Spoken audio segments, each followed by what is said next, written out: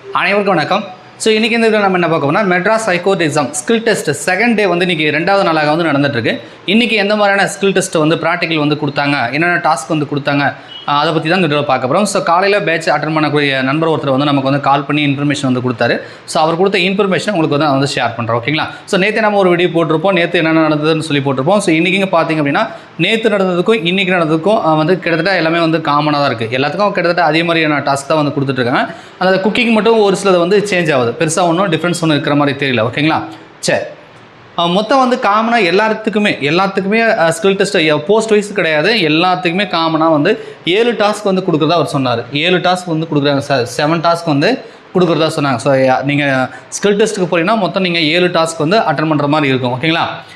First வந்து இந்த தலகாணி, அதாவது தலையணை, அப்புறம் பெட்டு கவர் போடுறது, தலகாணி கவர் போடுறது, அதெல்லாம் அரேஞ்ச் பண்ணுறது, பெட்டில் கவர் போட்டு தலகாணி வச்சு அதை அரேஞ்ச் பண்ணுற மாதிரி ஒரு டாஸ்க்கு கொடுக்குறாங்க அப்படின்ற மாதிரி சொல்கிறாங்க. எல்லாத்துக்குமே பார்த்தீங்கன்னா ஒரு 2 நிமிஷம் 5 நிமிஷம் அந்த மாதிரி தான், ஒரு டோட்டலாக ஒரு 20 நிமிஷம் அந்த மாதிரி தான் கொடுக்குறாங்க டோட்டலாகவே. ஸோ ஒவ்வொரு டாஸ்க்கும் ஒரு குறிப்பிட்ட டைம் தான் வந்து கொடுக்குறாங்க. நீங்கள் செஞ்சாலும் செய்யலைனாலும் அவங்க ஓகே போதும் அடுத்தது போங்கன்னு சொல்லி அனுப்பி விடுறதா வந்து சொல்கிறாங்க. ஸோ இன்கம்ப்ளீட்டாகவும் நிறைய பேர் போகிறதா சொல்கிறாங்க. ஓகேங்களா?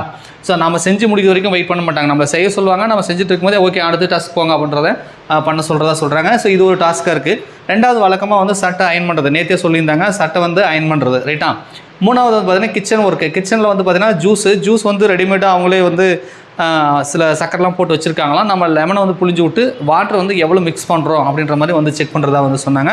ஸோ ஜூஸ் போடுறது, அதுக்கப்புறம் நூடுல்ஸ் செய்கிற மாதிரி. ரைட்டா? இவருக்கு வந்து நூடுல்ஸ் செய்கிற மாதிரி அதில் வெங்காயம் கட் பண்ணுறது, அப்புறம் பீன்ஸு கேரட்லாம் சொன்னார், சின்னதாக கட் பண்ணி இது மாதிரி செய்கிற மாதிரி நூடுல்ஸ் வந்து செய்கிற மாதிரி சொன்னார். பக்கத்தில் இன்னொரு டாஸ்கில் ஒருத்தங்க வந்து சப்பாத்தி சுடுற டாஸ்க் வந்து கொடுத்துருந்தாங்கன்னு சொல்லி சொன்னார். இவருக்கு வந்தது நூடுல்ஸ். ரைட்டா? ஸோ சப்பாத்தி சுடுற மாதிரி இருந்திருக்கு.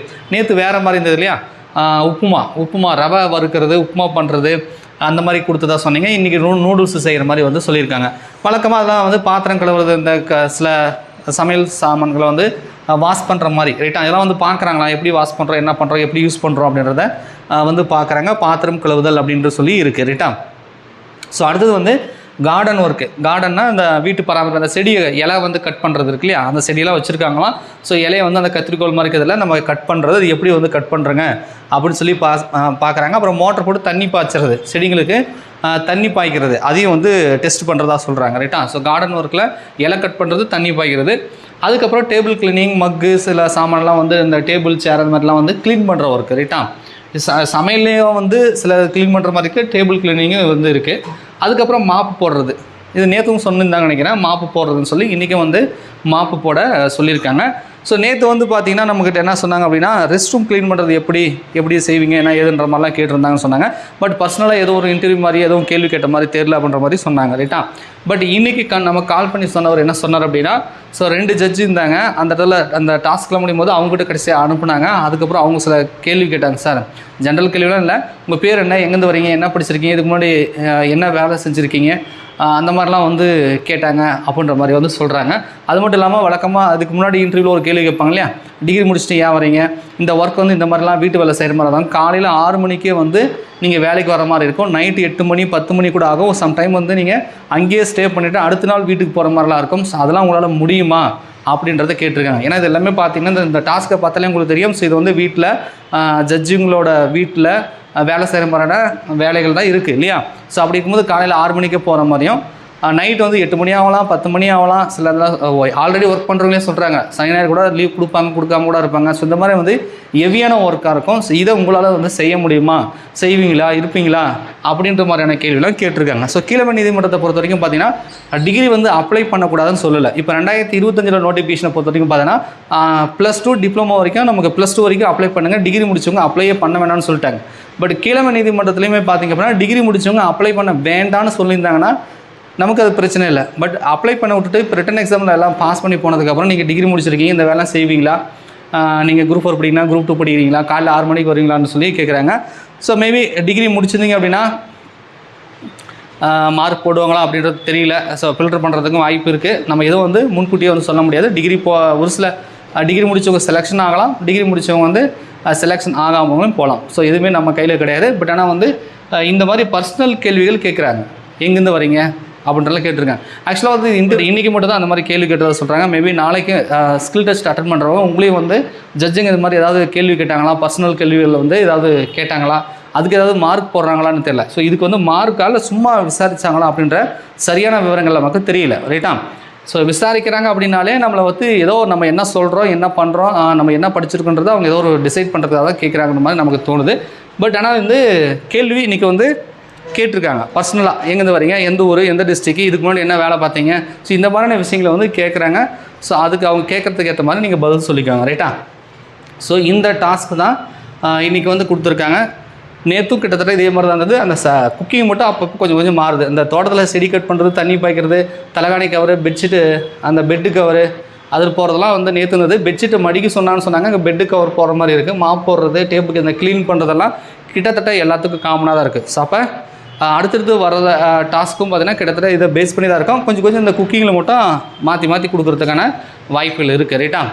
ஸோ வந்து நீங்கள் ஸ்கில் டெஸ்ட்டு போகிறீங்க அப்படின்னா எப்படி செய்கிறீங்கன்றதை தாண்டி பதட்டப்படாமல் பயப்படாமல் செய்யுங்க. ஓகேங்களா?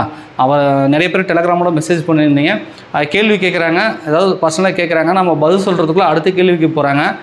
நம்ம சொல்லி முடிக்கிறதுக்குள்ளே சரி ஓகே அப்படின்னுறாங்க. நம்ம பேசுகிறத அவங்க சரியாக காது கொடுத்து கூட கேட்க மாட்றாங்க அப்படின்ற ஒரு வார்த்தையும் வந்து சொல்லியிருந்தாங்க.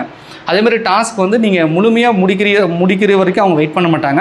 ஒரு குறிப்பிட்ட டைமுக்குள்ளே முடிக்கிறீங்களான்னு பார்ப்பாங்க. நீங்கள் முடித்தாலும் முடிக்கலாலும் சரி ஓகே அடுத்தது போங்கன்னு சொல்லி நம்மளை வந்து அடுத்த டாஸ்க்கு வந்து அனுப்பிட்டே இருப்பாங்க. ரைட்டா? ஸோ நான் ஏற்கனவே சொன்ன மாதிரி தான் மார்க் யாருக்குமே வந்து முழுமையாக போட்ட மாதிரி தெரியல. எல்லாம் 2, 5, 10, அதாவது 10க்கு வந்து 2, 5, 7 இந்த மாதிரி வந்து கம்மியாக போட்ட மாதிரி நிறைய பேர் வந்து ஃபீல் பண்ணிகிட்ருக்காங்க. ரைட்டா? பட் ஆனால் மார்க்கை வந்து எப்படி போடுறது வந்து இவங்க எப்படி பார்த்தாங்க அப்படின்றது நமக்கு தெரியாது. பட் சொல்கிறாங்க. ரைட்டா? ஸோ அதனால் ஸ்கில் டெஸ்ட்டோட மார்க்கு, இன்டர்வியூவோட மார்க் எதுவுமே நம்ம கையில் கிடையாது. ரைட்டா? அவங்க போடுறது தான் மார்க்கு. ஸோ நீங்கள் உங்களுக்கு செலக்ட் ஆகிருக்கீங்க, ஸ்கில் டெஸ்ட்டு போகிறீங்க, பதட்டப்படாமல் தைரியமாக உங்களால் முடிஞ்சதை அட்டன் பண்ணிவிட்டு வாங்க. ஓகேங்களா? அதேமாதிரி மாற்றுத்திறனாளிகள் வந்து ஸ்கில் டெஸ்ட்டு எப்படி சார் கொடுக்குறாங்க, அவங்களுக்கு ஏதாவது தனியாக கொடுக்குறாங்களா அப்படின்ற மாதிரி கேட்டிங்க. பட் இன்றைக்கி பொண்ணு அந்த கொஷினை கேட்டான். பட் யாரும் மாற்றுத்திறனாளிகள் வந்த மாதிரி தெரியல அப்படின்னு சொன்னார். ஸோ வந்து மாற்றுத்திறனாளிகள் அந்த மாதிரி இருக்கிறவங்களுக்கு வந்து தனியாக கடைசியில் உங்களுக்கு வந்து ஏதாவது உங்களெல்லாம் ஒரே டைமில் வந்து கூப்பிட்டு வந்து ஸ்கில் டெஸ்ட் வைக்கிறாங்களான்னு தெரியல. ஸோ உங்களுக்கு வந்து ஹெவியான ஸ்கில் டெஸ்ட்லாம் இருக்காது. ரைட்டா?